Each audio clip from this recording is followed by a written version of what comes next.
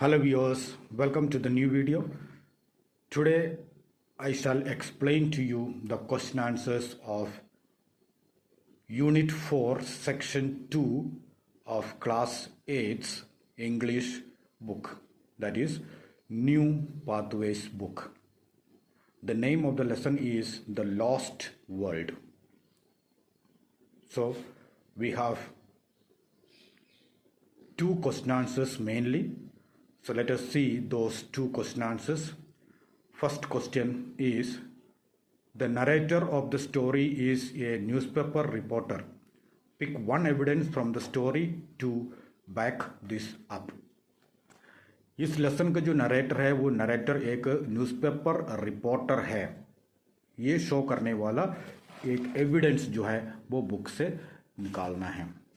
So the answer is, we know the narrator is a newspaper reporter early in the extract from the story when he says, तो वो starting में ही जब कहते हैं, suppose I stole away and made my way down to the central lake and come back with valuable information, then we should return to London with first-hand knowledge of the central mystery of the plateau. What a 3-column article for the paper.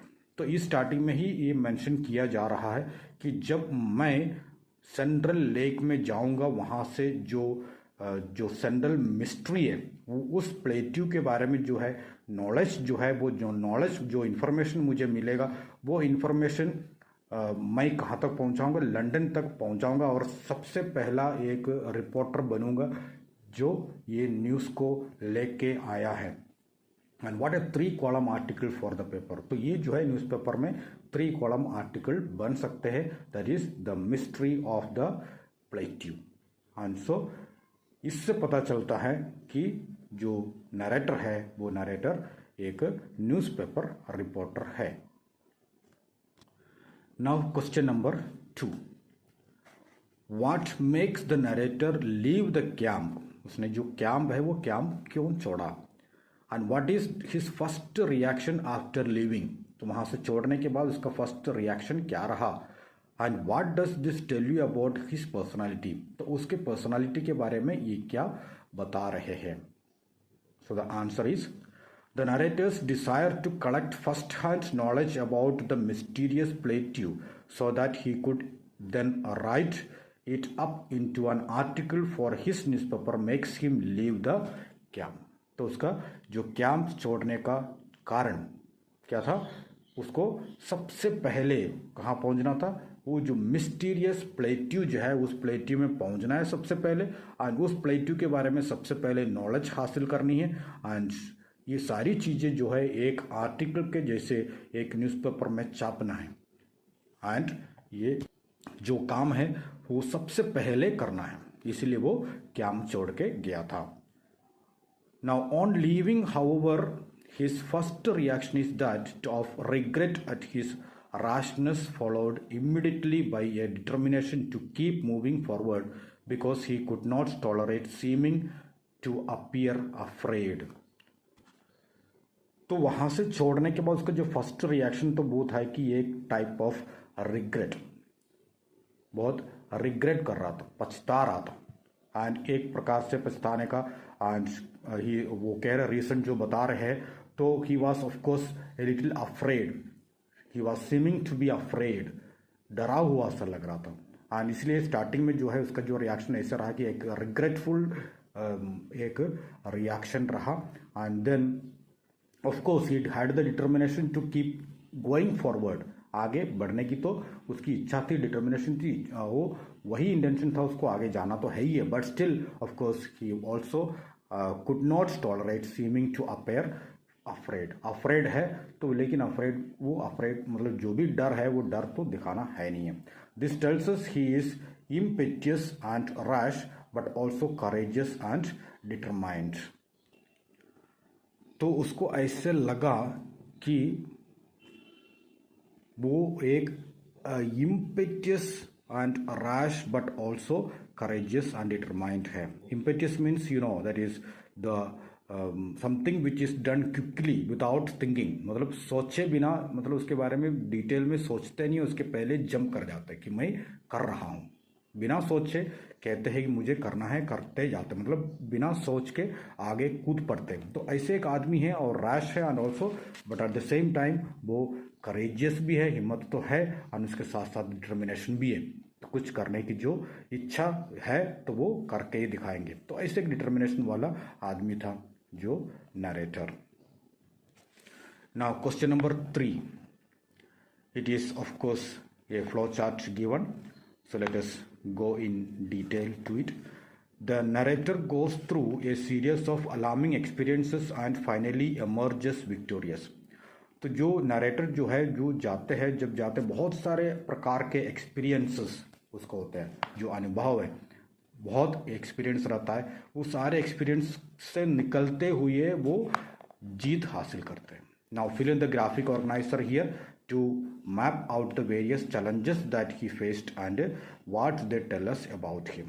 तो हमें इसके बारे में क्या बता रहे हैं, तो उसके बारे में एक चार्ट दिया हुआ, that is a graphic organiser and you have to fill it.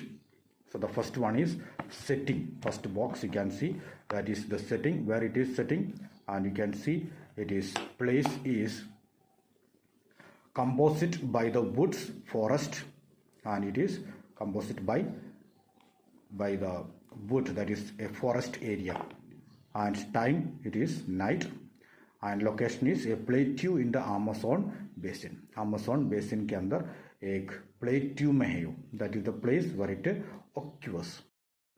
Next part is what motivates the narrator to undertake the journey.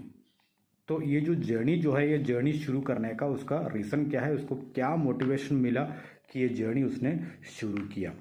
तो उसका आंसर है the narrator's motivations include a desire to improve himself amongst his older more experienced fellow journeyman as well as the desire to write a great article for his newspaper about the mysterious place they were exploring. तो उसकी जो motivation, क्या motivation था, first motivation तो उसका ये था, he just wanted to improve and also he also just want to show that he is greater than others. उसके जो पुराने जो ओल्डर जर्नलिस्ट जो भी थे, उनसे एक कदम आगे बढ़कर दिखाना है. And that was first thing, and second thing was he also just wanted to write a great article for his own newspaper. अपने न्यूज़पेपर के लिए एक ग्रेट आर्टिकल लिखना चाहते जो सबको सरप्राइज कर देने वाली एक न्यूज़ जो है उसको न्यूज़पेपर के द्वारा इस पर्टिकुलर जगह के बारे में वो डालना चाहता था. And these are the reasons which motivated him to take up this journey. Next part is the challenges or problems that impede the narrator or take him away from his goal. तो उसके जो सामने जो challenges जो face करना पड़ा, जो problems face करना पड़ा, जिससे कि वो ये जो मिशन है, मिशन से हट सकता था, ऐसे क्या क्या चैलेंजेस उसके सामने उसको फेस करना पड़ा. तो let us see first one. Challenge 1, the narrator's fear which emerges soon after he steps out, making him question his decision to have his nighttime solo adventure more than once. He does not let the fear win out however. Narrator's fear जो है, starting में ही उसका fear ये था, and he stepped out at night, and it was really a question whether to go at night or not. Night time और solo adventure, रात में अकेले जाके एक एडवेंचरस काम करना, वो एक रिस्क वाला काम हो सकता है. और वो रिस्क वाला काम होने के बाद भी वो फर्स्ट चैलेंज था उसका कि अभी आगे बढ़े या नहीं, लेकिन उसने ये बात कुछ नहीं सोचा. And he does not let the fear win out and hover. तो वो फियर को विन आउट करने नहीं दिया, इसलिए वो आगे बढ़ता गया. So challenge number 2, the challenging terrain and the darkness of the night which make him extremely difficult for him to physically proceed. तो दूसरा प्रॉब्लम जो था, वहाँ का जो ज़मीन, लैंड जो है, एक तो डार्कनेस है, अंधेरा है, और उसके साथ साथ जो टेराइन है, जो लैंड है, लैंड उतना प्लेन नहीं है, डिफ़िकल्ट लैंड है, and which make it extremely difficult for him. तो वेरी डिफ़िकल्ट है, वहाँ से जाना बहुत मुश्किल है, फिजिकली जाना बहुत मुश्किल है. ऐसे एक जगह था, और उस जगह से वो आगे बढ़ता गया. Now challenge number 3. The threat of an attack by a pterodactyl near the pterodactyl swarm, and then the pursuit with the intent to attack by what he identified as a terrible flesh-eating dinosaur. This threatens his successful return to camp. So here he had a fear of attack from the pterodactyl. pterodactyl एक प्रकार से जो पुराने जो dinosaur जैसे ही है, उसके attack का डर भी था. एंड स्वाम्प एरिया था, गीला एरिया था, मतलब उतना ड्राई एरिया है नहीं है, तो इस ऐसे जगह पर ये जो टेरोडैक्टिल्स होने की संभावना हो सकता है, तो वहाँ से कोई अटैक हो सकता है. And so that was really a terrible thing, and it is of course a flesh-eating dinosaur, and so this threatens his successful return to camp. तो इसलिए वो एक थ्रेट लग रहा था उसको कि मुझे अभी कैंप में वापस जाना चाहिए. वो एक अगला चैलेंज था. Now challenge number 4. He's falling into a deep, foul-smelling pit while running away from the pursuing dinosaur, and which threatens his return to camp. तो उसका कैंप में रिटर्न होने का अगला चैलेंज जो था वो एक डीप फॉल स्मेलिंग पिट में गिर गया था. फॉल स्मेलिंग मीन्स जो बुरी स्मेल वाले एक गड्ढे में वो गिर गया था. And while running away from the pursuing dinosaur. तो डायनासोर से मतलब डायनासोर आ रहे थे, इस वजह से वो दौड़ रहा था. एंड दौड़ते दौड़ते एक फॉल स्मेलिंग पिट पे गिर गया. एंड उसके बाद अगर हो सकता था कि वो उससे डर के मारे वापस अपने कैंप की तरफ जा सकता था, लेकिन वो गया नहीं. So these are 4 challenges which he faced. And the last one is, what personality traits help him overcome the challenges. तो जो challenges जो है, challenges को फेस करने के लिए उसका पर्सनालिटी ट्रेट्स, उसमें क्या क्या खूबियाँ हैं और क्या क्या अच्छाइयाँ उसमें है, क्या क्या ऐसी बातें हैं जो वो जो ऐसे इस प्रकार की एक जर्नी जो है सक्सेसफुली कंप्लीट कर पाए. तो उसकी जो ट्रेट्स वो है करेज, हिम्मत था, डिटर्मिनेशन था, then resourcefulness, patience, logical thinking and intelligence. तो ये सारी चीज़ें उनमें हैं. इस वजह से वो एक ऐसे एक जो रिस्क भरा काम कर पाया.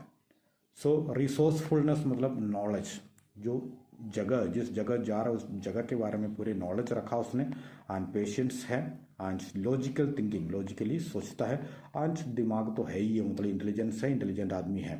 तो ये सारी जो ट्रेट्स है जो उसको ये सारे ओवर जो चैलेंजेस उसके सामने हुआ, वो सारे चैलेंजेस को ओवरकम करना आसान पड़ गया. Okay, so these are the question answers of this lesson. Okay, so thank you very much for listening and watching. Thank you.